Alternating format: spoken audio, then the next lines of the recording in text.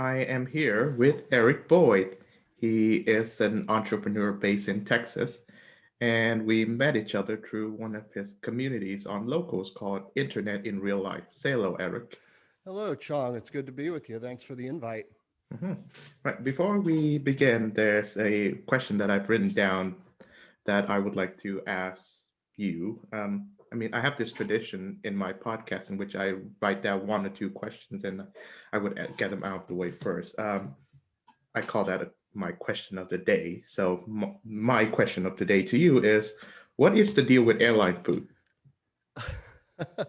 What is the deal with airline food? Oh, yeah. I'm not sure where that question comes from exactly. I mean, airline food has changed in the day of COVID. The last several flights that I've been on, there has been no airline food. They've Oh, stopped no. serving. They've stopped serving it on most flights. I've also been on a couple of long flights that have gone from California out to New York, and there has been no food service at all. So I'm not sure what the thinking is around that. It's Mhm. to limit the amount of people that are touching things that go in people's mouths or whatever. But that's what I'm seeing is the deal with airline food these days. Okay. Well, I'm glad to know that. Do you often find yourself like comparing airline foods from different airlines? Not too often. I haven't done as much traveling in the last 3 or 4 years as I have over the last 20 years. I used to travel quite a lot for business. Hmm. Um, and I did notice a difference between Southwest and United, and of course, I've been on Alaska Airlines and all of the big American airlines and all of those. I did find the meals on United Airlines to be somewhat nicer than on like a Southwest airline, but I really don't get on a plane for the sake of the food. Yeah.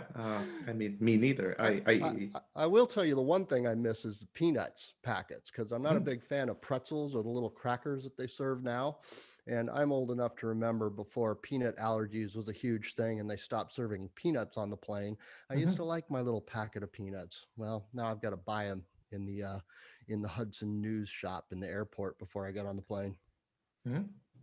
Right. So you and I met on the site locals.com, and you manage I guess, a locals community. That's what you call it, an account called Internet in Real Life. So I think um, uh, I think many of my listeners would not be familiar with either locals or, of course, Internet in Real Life. So how would you introduce those two, I guess, entities? Well, locals.com is a place where you can build a community. It has a whole lot of the features that you kind of expect and see on different social media platforms. So they've got video like on a YouTube that you can upload when you start your own community. You can even upload it to other people's communities. They have live streaming chat that's on there. They've got message boards. You can upload pictures. They've even got live streaming video that's coming out. But the thing that's unique about locals.com versus all the other sites is that they're all set up in individual communities where you either pay a membership or you're involved in some way. When you own your own site, you can monetize the thought leadership that you're doing, the content that you're creating, if you're a videographer or if you're a writer like yourself. And so that's kind of the big difference. And sometimes you can get on a locals community for as little as $2 a month. Mine, Internet in Real Life, happens to be free, although you are welcome to donate there if you want, if you get some value from it. And it allows people to kind of join together around common interests and common way of thinking. So if you're interested in movies and books like on your site, or if you're interested in political discussion, if you're interested in art or in dog training or finance, Mhm. just a whole host of different things. And then these locals communities are sort of interconnected very loosely. And so you can be a member of many different locals communities while also having your own. So there's kind of a freedom of association that's tied to that as well. Um, And by having a little subscription model based on it, it eliminates a lot of the trolling and a lot of the sort of fighting that you get Mhm. on other internet social media platforms. And so there's a lot of advantages to it. And like you said, you have your local site, which I'm happy to be a member and a supporter of. And Mhm. then internet in real life is sort of designed to make some real connections in real life through the internet, not just locals.com, but any other sort of social media. Mhm. Yeah, and also I'm glad to say that I've done like maybe by the time that this interview goes live, I've probably done like 20 plus like podcast episodes, and I'm happy to say that I've uploaded all of them on my personal, well, locals community. That's great.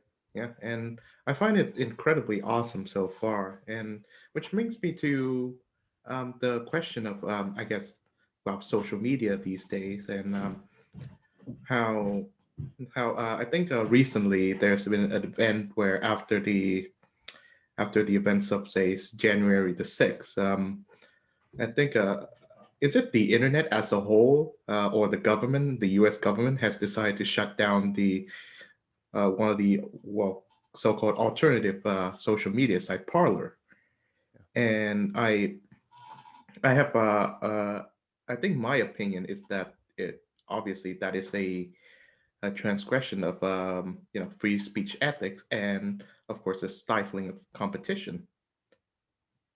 Yeah, So yeah. Yeah, I totally agree.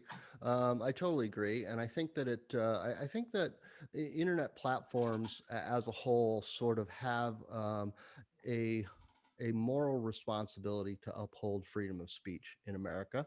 Mhm. Okay, an ethical responsibility to do so. But I think that they also have a legal responsibility to do so. And there's been a lot of talk about rewriting or re-ratifying something in the law called Section 230, Mhm. which indemnifies social media platforms from the content Right. that's presented on those platforms. And that was its original intent, but it's being abused by these platforms. But I also see that they are working with the government Mhm. in America. And so that goes directly to the Constitution and free speech when one particular party in the government is sort of dictating its desires for conservatives, as an example, to be removed from those platforms. That there is I hate to use the Mhm. word collusion, but they are definitely working for the sake of a government party. And I Mhm. think that the same is true for media in America now, just media on a whole, the mainstream media. But for an Amazon that basically hosts any kind of platform that is created, hosts in the cloud, Amazon AWS is the service that basically runs a very large percentage of what is known as the cloud. Mhm. And that is all the cloud-based storage, all of the cloud-based code that runs websites, etc. And they have and we just got a lesson with them taking down Parler uh, with at the snap of a finger, Mhm. based on some pretty dubious reasoning Mhm. over a single event done by a few, maybe a couple of hundred people, and the violent people maybe a few dozen or a couple of dozen. Um, it's just wrong. And I'm hoping to see the lawsuits go forward and to see it upheld that AWS is not going to be allowed to discriminate on that basis. But it's not like a company, some other competitor can come out and build a global cloud infrastructure. So it's almost impossible to compete in that space. And also with the fact that they work together with Facebook, they work with Twitter. There is antitrust concerns in that as well. So I think there's a whole lot of angles that that lawsuit needs to proceed on, and I'm Mhm. hoping to see the right of free speech upheld in that, as well as through any sort of rewriting of this Section 230 that happens. I don't have a lot of hope for it because of the fact that Democrats are in power almost exclusively in the government at this point. Mhm. So there's a lot to it, and it's very complicated. But to see that happen is absolutely shocking to me. And Oh yeah. it also brings to light the need for locals.com, as Hmm. well as some of these other sort of conservative platforms that have been springing up Hmm. over the last few years, that people like Dave Rubin, who's the founder of locals.com, had the foresight to see that this was going to be a big need. It was already a big need, but it's become an even bigger need now. Of course, yeah. So I'm living in a city called Peterborough, Ontario, and so it's a rather left wing town. So uh, many of my opinions would not, I guess, be accepted. We have a liberal MP, so a liberal. The Liberal Party is equivalent to the Democratic Party. Its leader is now the current Prime Minister, Justin P. Trudeau, which myself with me myself, I have a lot of reservations towards. I mean, not just because he wore blackface a few times, but I think as um, I'm one of the most staggering things I hear from, say, people who call themselves left wingers politically is that they would defend the right, they would defend, say, Twitter or Facebook when they ban someone just because they fall out of line. And most recently, Twitter decided to suspend the account of Donald Trump. I don't know if that's gone back now, but I think the argument that they use is that they are private companies; they can do whatever they want, and I find that that is the position of left wingers now. I thought you guys were like anti corporations. Yeah, well, there's been a big shift over the last 20 years that I would say. Hmm. Um, and probably even longer than that. The shift has been somewhat gradual, but the Democrat Party has really become the party of big corporations and big corporate money, and Hmm. these big tech media companies, Facebook, Twitter, Google, they invest a lot of money in donating to the Democrat Party. And the Democrat Party, which controls practically the entire government in the United States at this point, because they already controlled the bureaucracies Hmm. before they controlled. Uh, the top levels of government, that they are beholden to them. So the Twitters and the Facebooks, they're helping make the laws and make the rules. And there have been some investigations and, uh, having Congress interviewing these big social media CEOs, but Hmm. they've been all for show. They've been for show. Nothing has been followed up on, nothing has been done. And it looks like these platforms are working with the government.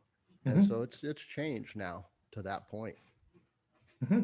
I think it reminded me of this podcast hosted by Joe Rogan, whose podcast is a few million times bigger than I am. Where there are three guests, I guess. There are these two representatives from Twitter. There's Jack and there's this woman Vidya, and then on the other side there's Tim Pool, who's a lefty, and I think that was one of the moments that really inspired me and make me really believe in, I guess, the kind of left wing politics that I grew up with, that I was inspired by, like how you speak truth to power or you challenge the power structure. Um, Well, I saw that interview that you're talking about, mhm, and that was from a couple of years ago now. mhm, And at the time, listening to it, I heard Jack Dorsey, who is the CEO of Twitter, being very, uh, or at least behaving in a moderate sort of way, in a moderate tone, with a lot of humility, and sort of saying to them that they did need to do a better job on Twitter of being fair. And I had a lot of hope after listening to that. But the proof over the last 2 years with Trump in office and all of the attacks on conservatives, and now it's gotten even, they've become emboldened by the fact that the Democrats are in power, mhm, that he didn't mean a word of that. And, Twitter is a far left. When you look at these big tech companies, Facebook, Twitter, Google, who also runs YouTube, uh, all of these companies are in Silicon Valley, which is where Mm-hmm. I'm from. I live in Dallas now. I just moved to Dallas. Mm-hmm. Maybe now it's been about 4 months. And I moved from Silicon Valley, where I grew up in tech industry. And all of these people are of the same mind, and they live within 30 miles of each other. Right in Mm-hmm. on the Silicon Peninsula, in Mountain View and Sunnyvale, Palo Alto. And so a lot of times I've heard on some various podcasts people talking about them being monopolies. Okay, Mm-hmm. monopolies, and some people making uh, distinction between the fact that you can't have monopolies, plural, right? It's either a Mm-hmm. monopoly. And Mm-hmm. also some people claiming that Facebook, Twitter, YouTube are competitors with one another, but they're not competitors, okay, at all. Mm-hmm. Twitter is a news sharing platform. Facebook is a social network, and YouTube is a video streaming sort of crowdsourced video streaming platform. They're in entirely different spaces, and they live right there in the same spot. So each in their own zone, they are monopolies. And now we've seen that the same is true for AWS, who actually runs all of the cloud storage, or the biggest majority, something like 80% of the cloud storage for the entire world. No, not the entire world, but for the Western world for sure. Oh yeah. Yeah, which brings me to Texas actually, because as of right now, Joe Rogan has moved his studio to Texas, and I believe you Yep. are a resident of Texas right now. And one of the interesting and I think refreshing developments that I find in the presidential election run-up is that there are a lot of people who've been moving from, I guess, the blue states to red states. Say most commonly California to Texas. I think another big podcast host, Ben Shapiro, is relocating, I think, to Nashville. And I wonder why do you think that is? Well, so, Joe Rogan was really clear on his podcast when he talked about moving to Austin Mm-hmm. from the Los Angeles area, from Hollywood. And his biggest thing was that he was just tired of the restrictions from coronavirus, from the COVID response. Everything was shut down, and it would be open. All the restaurants, movie theaters, everything, they might be Mm-hmm. open for a week, and then the government changed their mind and shut it down again. And also, he had kids that were in school, which he talked about, and school being closed. It was 100% distance learning there, and he basically just got fed up with the overreach of the restrictions. For the most part, for me, that's the same reason that I moved to Texas from California. Is for much the same reason. I mean, for me, it was the straw that broke the camel's back. I've been frustrated with the direction that California has been slipping very quickly into a socialist state, Mm-hmm. and quite a crazy one, where none of the policies make any sense at all. In California, they've decriminalized crime. It's a misdemeanor if you steal something that's less than $1,000. They give drugs to homeless people and cell phones to homeless people, and all kinds of. And then you pile on the restrictions. I just got sort of fed up with that. Ben Shapiro, he's talked about it in similar terms, but really, I think his big issue was with the business climate, the tax rate there, and just the unfriendliness, to business generally, because California pushes policies that just restricts business, regulates business, and taxes business beyond what Mm-hmm. is reasonable. Oh So yeah. there's a lot of problems in California. And I think a lot of people are moving out of California for financial reasons, and then I think there's a certain number of people that are actually motivated to move into red states to try to turn those red states purple or blue. That's something that I saw in this last election, is that a lot of the Californians that had moved to Texas along with me, that all sort of lived around me in the same neighborhood, they had all their Biden signs out on the lawn. Mm-hmm. And I was very curious about that, because I sort of also chose the moment that I moved to try to help keep Texas red. by voting, Republican, not just for Trump, but all of the surrounding measures and all of the surrounding judges uh, and all of the issues and the local governments to try to keep it red. And I saw a lot of my neighbors that were there for the same reason, but on the other side, they were there to vote blue. Mhm. Wow. Yeah, which I think I remember in the turn of the century. I think Hollywood was formed because some of these movie producers were trying to get away from Thomas Edison, who was monopolizing the film business. Because I think he helped invented cinema. So these guys went all the way to the west to get away from Edison's monopolistic influence, and of course they formed Hollywood. But even now, Hollywood itself, I mean, I've had like problems with the studio system for a while now.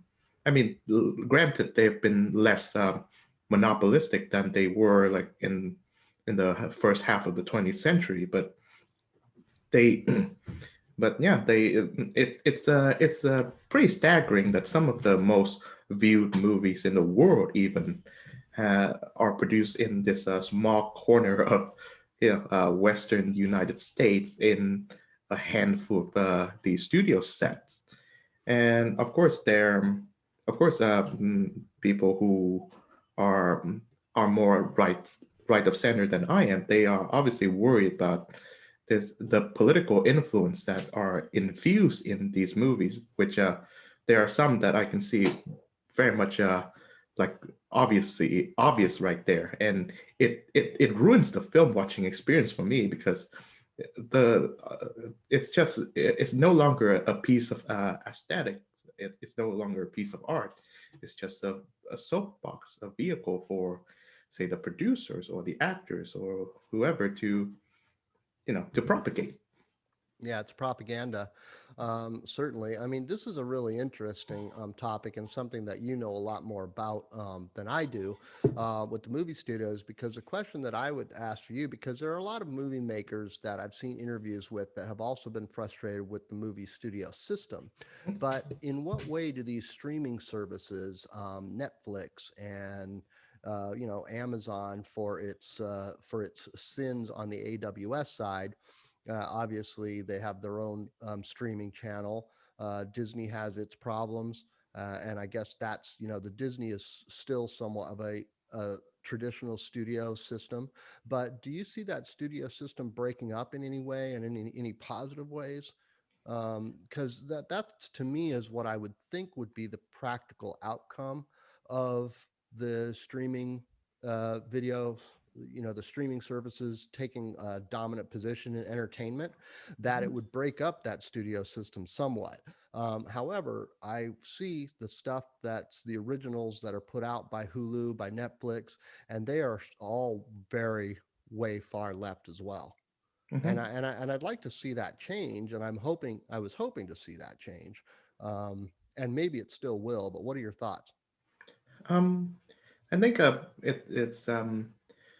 I don't feel like, of course, the studio system, given how big they are, to fold anytime soon. But I've seen like a few examples or a few epochs of how filmmakers and artists have tried to push the limit of taking risks and making like actual art pieces. Like for example, the films that were in the from 1969 to 1982, which you called the New Hollywood era, where directors such as Francis Ford Coppola and guys like Dennis Hopper would make these very challenging films that addresses real social issues. And of course, they were like brainchilds of the '60s, so they were a bit more left wing than either you or me. But they are a very accomplished artists. And when And they were not as left wing, and not as boldly left wing, and not as what is the right word? propagandistic, I guess. Propagandistic. Yes, too many syllables for me. They weren't, they weren't as much that way as they are today. They were still good entertainment. Going back to your point about the fact that being too propagandistic ruins the entertainment.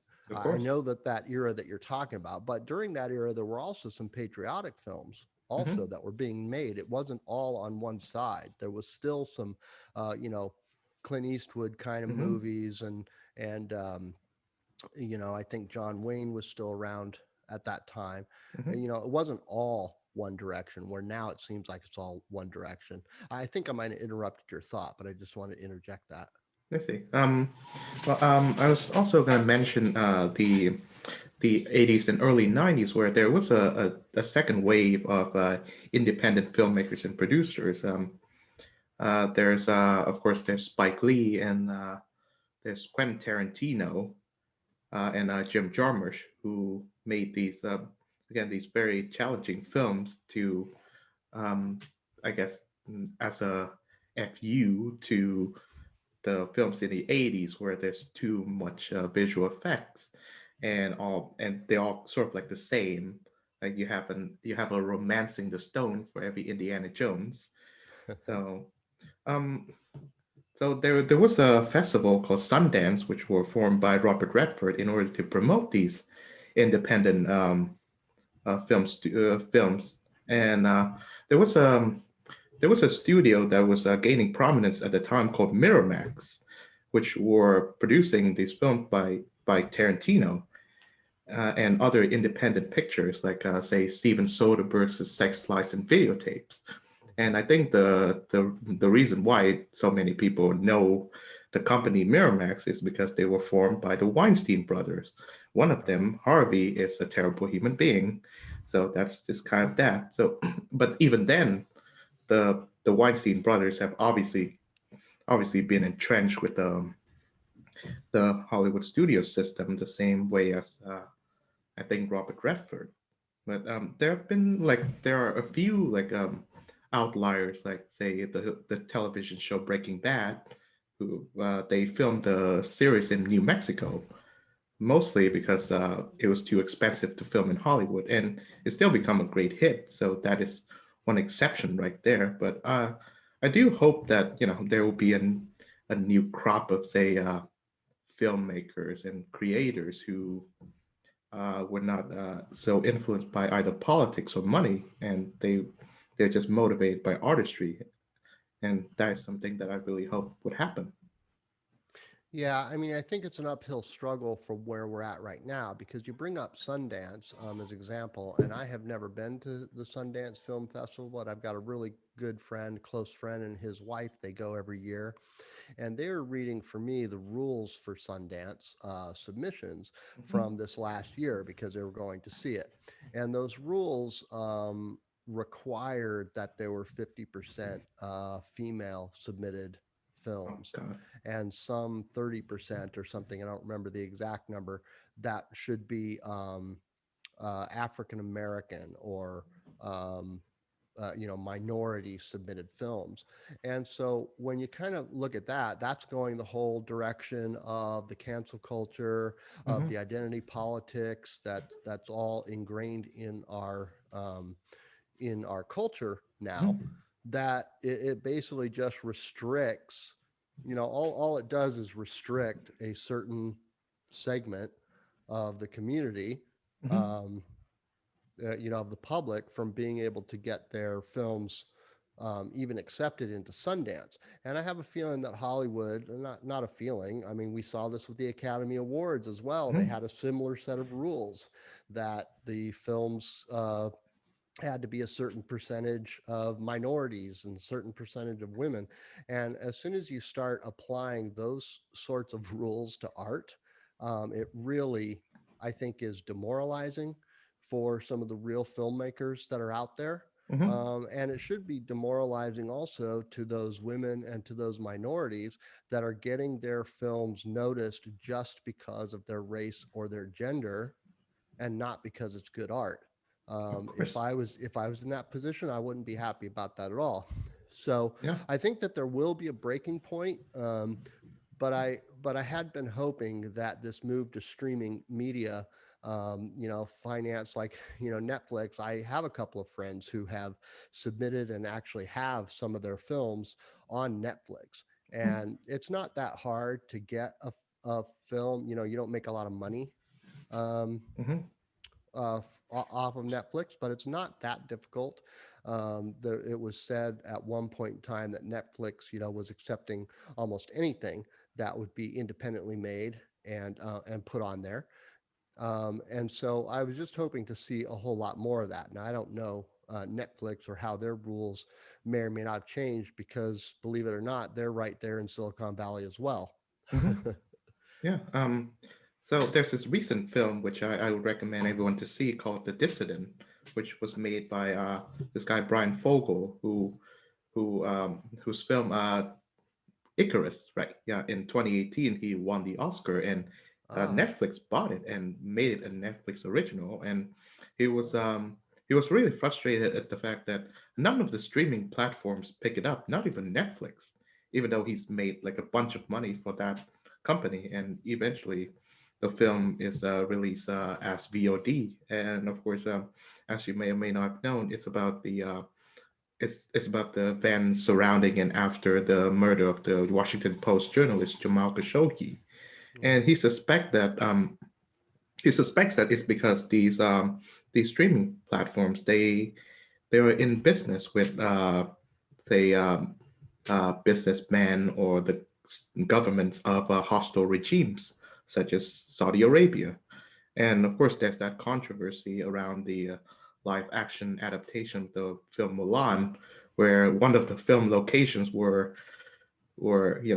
there's a Uyghur concentration camp there, and the film producers actually thanked the people who provided that location. Yeah. Yeah, I'm familiar with that as well, of course. And I had actually canceled my Disney, Plus subscription Hmm. that I had over that. I'm a huge Disney fan going way back, to my youth. And all the Marvel movies. Now, when I look back on some of those Marvel movies, I do see some moral, what I consider moral and what I consider patriotic sort of views that are coming to the film. And maybe it was the writers, and maybe it superseded the studios, and they didn't see that was coming through. Although Hmm. the later movies got a lot more woke and a lot more, I don't know what you call politically correct today, but in that way. Hmm. um, but I'm not familiar with those films that you just mentioned, but I'll have to look them up on Netflix and definitely watch them. Um, it's Hmm. Hollywood. There's this sort of, I don't know what it is. It's uh, just this, the Hmm. cancel culture and the wokeness and uh, the bending the knee to China, and the desire for socialism, and the desire to the hatred for conservatives, or not even conservatives, but anybody who's not a leftist, Hmm. that is in the movie making, that I see in the movies, is just, it's just kind of painful, and it's appalling. There's this Prime series called The Boys, Right. that is about, I don't know if you've seen this, actually, because you follow all of this stuff, I'm sure that you have. Hmm. And they basically set out to show what it would be real like Hmm. if people really had superpowers, if there was really, superheroes. And the main character, who's a Superman type character, is totally corrupted by the power that he has. um, and I enjoyed the series enough that I watched a panel discussion from the movie makers, that's also on Prime, and they were talking all about how that character represented Trump, and how conservatives were evil, and how, they wanted to get the message across that, you know that any sort of conservatives or Trump followers, um, you know were evil, and they needed to be deprogrammed. And they were saying all of this stuff on the panel discussion. I'm thinking, man, why am I watching movies from people who hate me? Or if it's not me, anybody, who hates anybody who disagrees with them. There's just so much hatred in it that it's bothersome. Of course, yeah, and it can be very, very challenging, and it creates of course, a very intoxicating echo chamber. And you've mentioned like if I had hopes for the film industry in the future. I think that eventually the consumers, the people who who enjoys these films. I mean, I enjoy the show The Boys too, but will have a response to it. Like they will say that we don't want to be propagandized, and we actually think that the not I mean they might even agree with some of the ideas, but they think that the execution sucks. Like for example, you mentioned Marvel. The 2019 film Captain Marvel had dismal ratings, and they were really going for that whole like this is the first female superhero in this franchise, and I think the main focus of all of that is just that she just happens to be female and she has these superpowers, and all the male figures like were doubting her and were chastising her, all that stuff. So it was really hated, and making the quota system with the Oscars it can be makes a award show even more predictable than it already is. Like, I think any regular Joe Schmo would know that the best picture would likely be the ones that featured like a more than 50% black people and address racism at some point. Right. So there's that. And Yeah, yeah. No, it becomes very bad when it becomes predictable. mhm, And I know that all of the viewership for Academy Awards and the Oscars and all that has gone down and down and down year over year. And I think it's partly because of all of the political speeches during those shows, but also because the the awards have become increasingly political themselves mhm. and not really about what's the best movie. Oh yeah. Um, which brings me to this question. Do you, so I guess which brings me to music because I think of course it happens in the music industry as well. Like I'm pretty sure no top 40 pop artist would ever say that they support Trump, and they would obviously unequivocally perform for events that are that that support say Biden, or in some cases Bernie Sanders.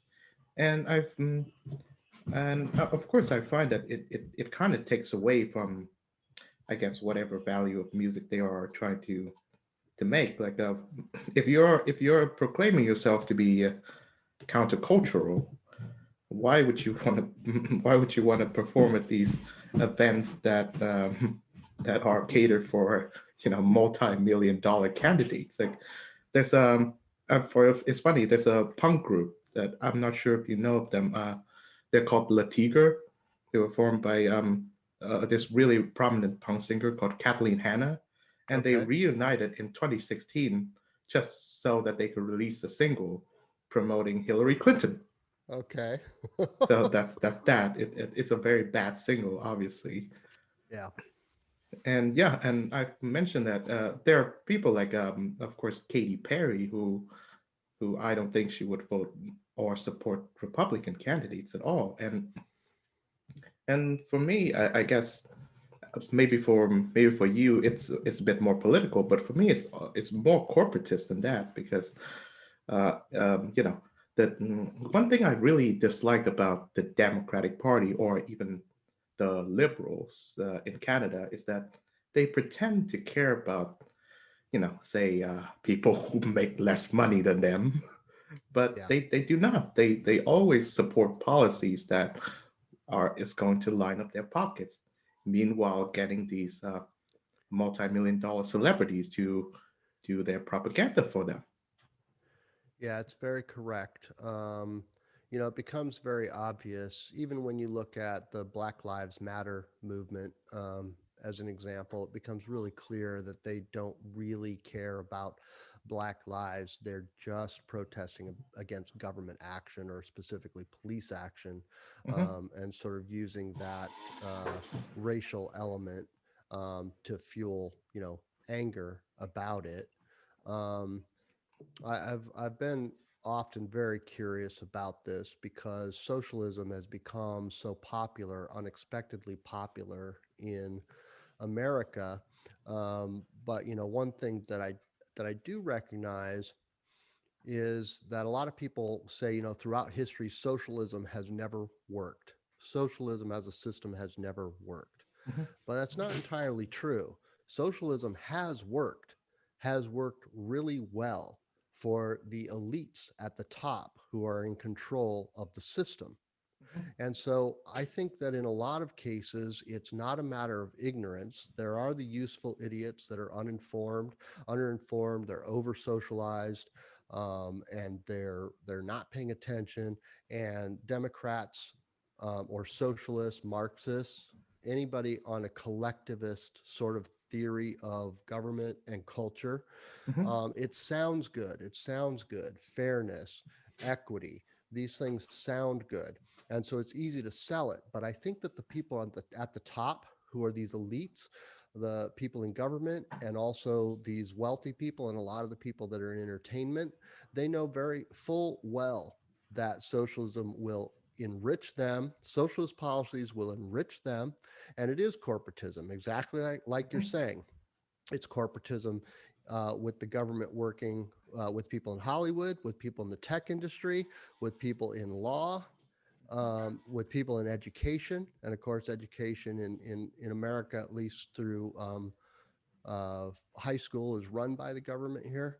Um, that they know very full well that it will enrich them at the cost of the middle class and lower class. I think it works well. Socialism works great for Hmm. them. Yeah, of course. And of course in the 60s with all the really good music, the music that was going out, a lot of prominent figures were really into communism. Like I believe John Voight, the actor from Midnight Cowboy, which is my favorite movie, he sat Yeah. down with Ben Shapiro and he said that I think he saw what was wrong because he saw that the anti-war movement, which I find obviously legitimate because it was against the war in Vietnam, Yeah. was compromised by like these Marxist sympathizers and people who were really into Mao for some reason. And For some reason. yeah, Yeah.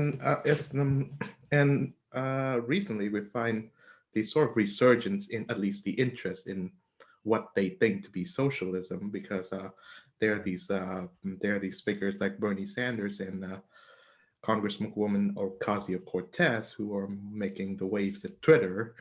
Um, but I think my hopes for the I guess the unpopularity of socialism is that for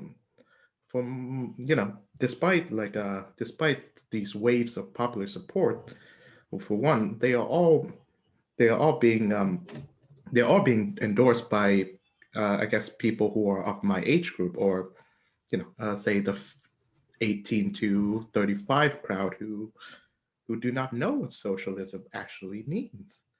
Right. And secondly, I think socialism as an idea only gains prominence because the economy is going down.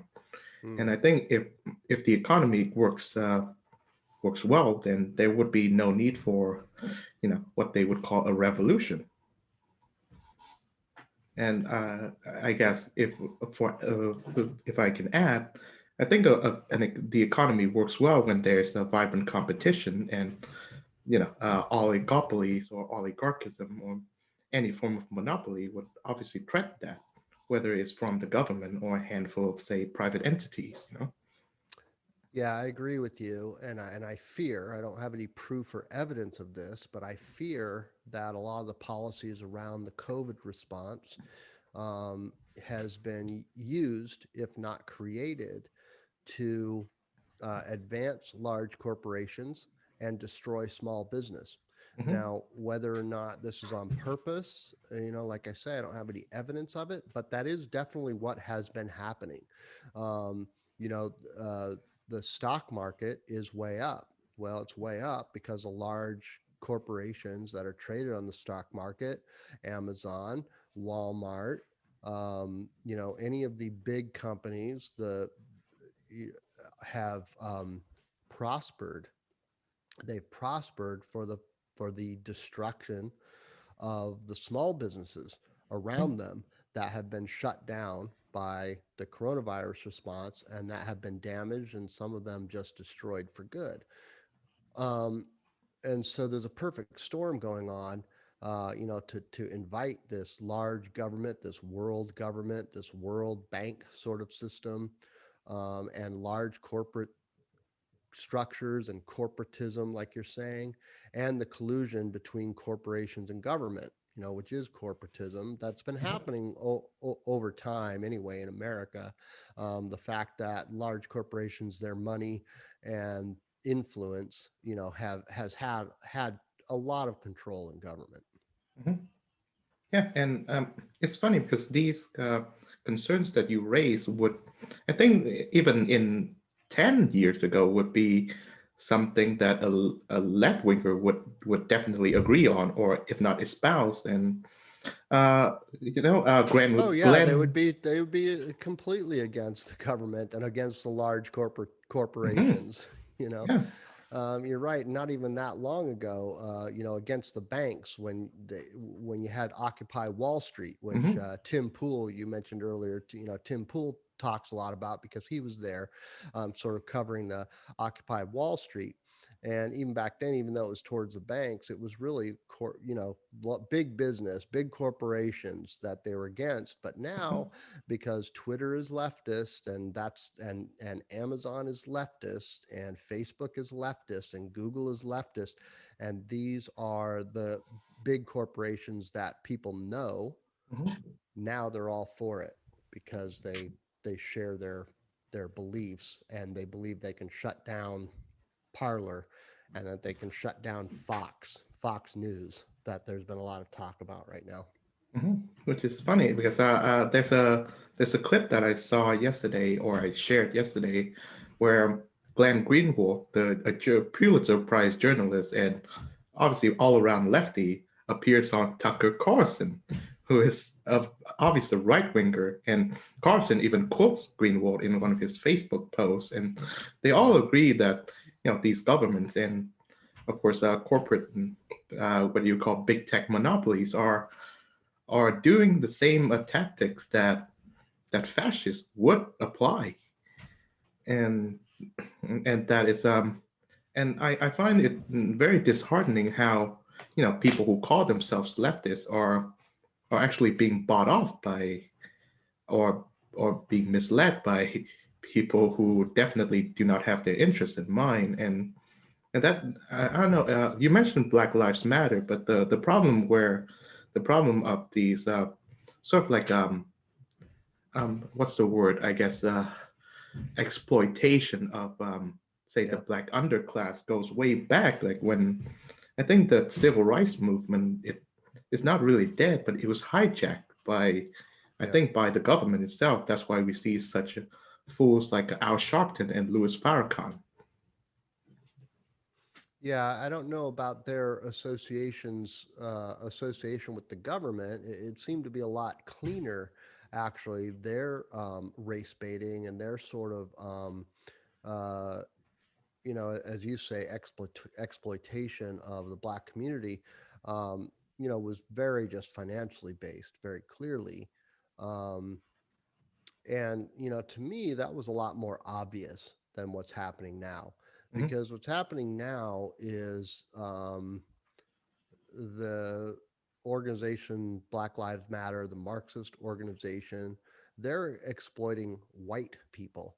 These books that have come out, White Fragility, and I don't remember the name of the Kendi book, um, that has become really popular among, uh, you know, particularly college educated white liberal white women, but men also as Hmm. well.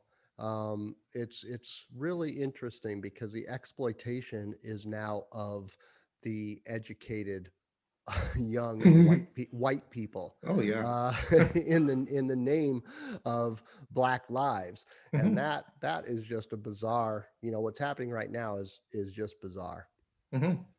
I think, yeah, you mentioned the Jack Dorsey and Tim Pool interview slash confrontation, and I think at that time I was having some hopes for Jack Dorsey, but then I heard that he actually donated either 1 million or 10 million to Ibram X. Kendi's foundation, the guy who wrote How to Be an Anti-Racist. So I thought, nah, I'm sorry, you're just a corporate stoop. Yeah, no, I hadn't heard that.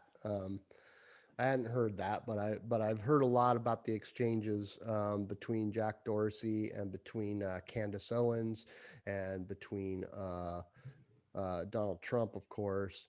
But I also have a whole lot of, and I was banned from Hmm.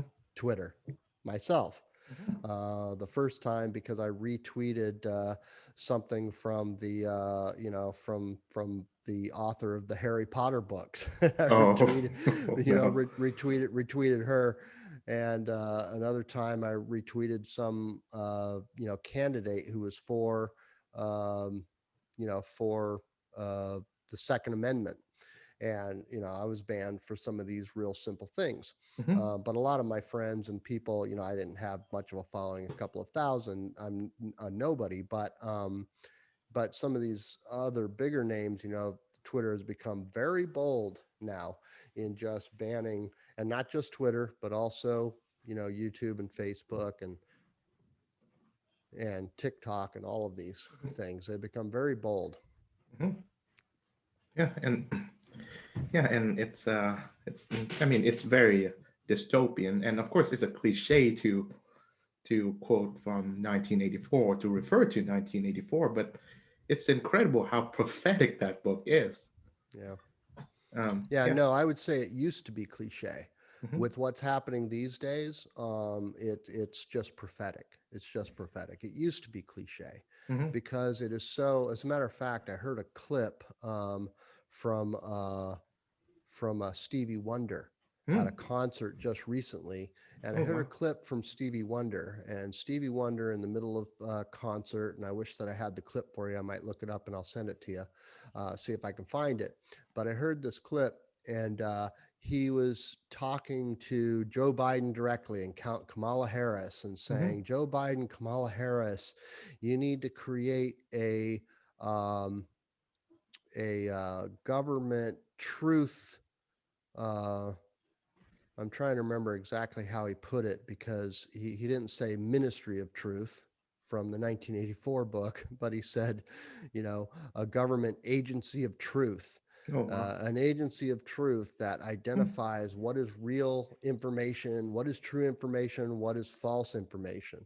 Hmm. And he was saying this from the concert. Now, whether or not, but it's something I'm looking for. It's something that I'm watching for. I'm watching for the Biden administration to create. They're not going to call it the Ministry of Truth, but they're going to call it some other name Right. of fact finding, a government agency that stamps what is true information and what is false information, and they'll Hmm. stamp that on every opinion. And I'm looking for a government ministry of truth out of the Biden administration. Hmm. So Yeah. it's not cliche. It's happening around us. Hmm. Yeah, and I think one thing I always want to ask, I've had a few guests who are American, and I mean, they all have opinions regarding the transition of power, who the new president is, or what might he do. So I guess I would like to pose the same question to you. What are your thoughts on, I guess, post-Trump America? Well, number one, I've never really felt like the president was that important to daily life. Yeah. Okay. The things that are done by any administration do not largely affect my life directly or the life of my lives of my local community. Hmm. And the real government, the true government, is the constant continuous government. And those are the bureaucracies, the DMV, the IRS, the EPA, the CIA, the FBI, all these agencies that really control the aspects of our lives.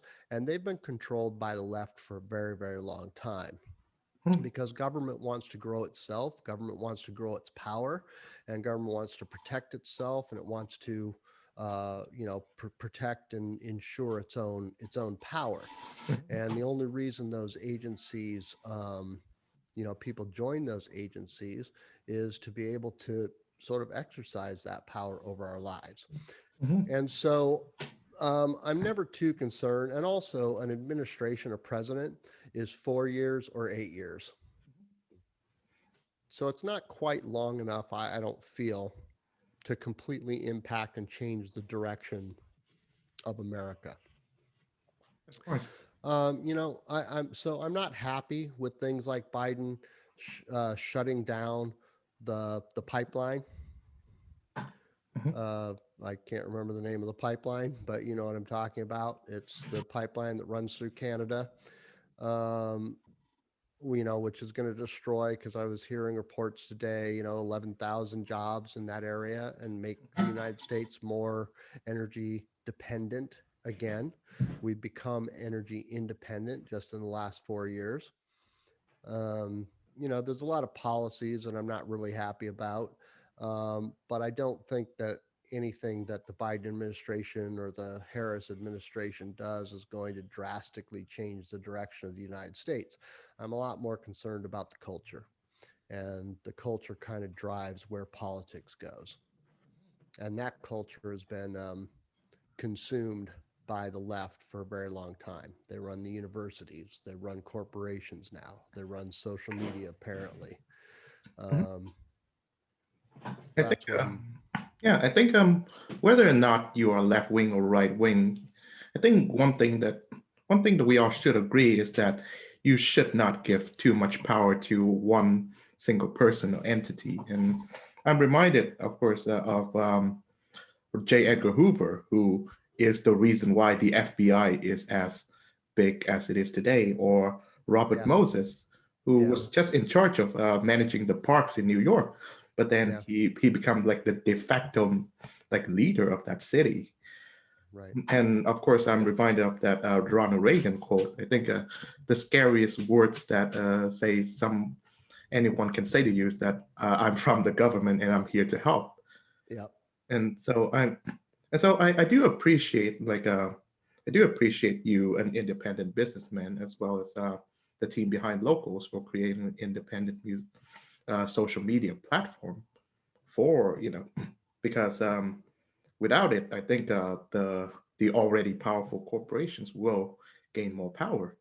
So yeah. I guess we are almost out of time now. So what have you got to say to say conclude our conversation, Eric Boyd? Well, nothing except that, Chong, I really enjoyed and appreciated interacting with you. We did discover each other through Locals, and you've become a friend.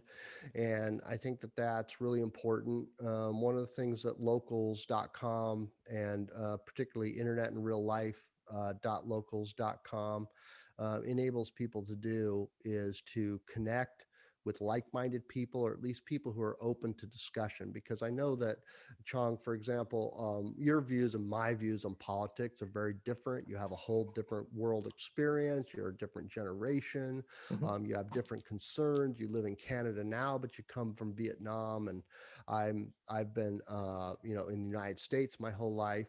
Um, and so we're very different people, but through this platform, we've been able to connect on certain things and just have a discussion like this. And so I'm very thankful for locals.com. And I think that your channel that you're doing right now is just, you're a hero of the internet, in my Oh, view. thank you very Um, much. yeah, exactly. For bringing forth your views. I love reading your reviews of various movies and music. And, I haven't spent a lot of time on your local site, but I'm going to do so more now. But basically, I would just like to encourage everybody to sort of make these connections and let's grow locals, all of the locals communities, sort of together and create these friendships in real life. Awesome. Eric Boyd, ladies and gentlemen, thank you very much for being on the show. Thank you.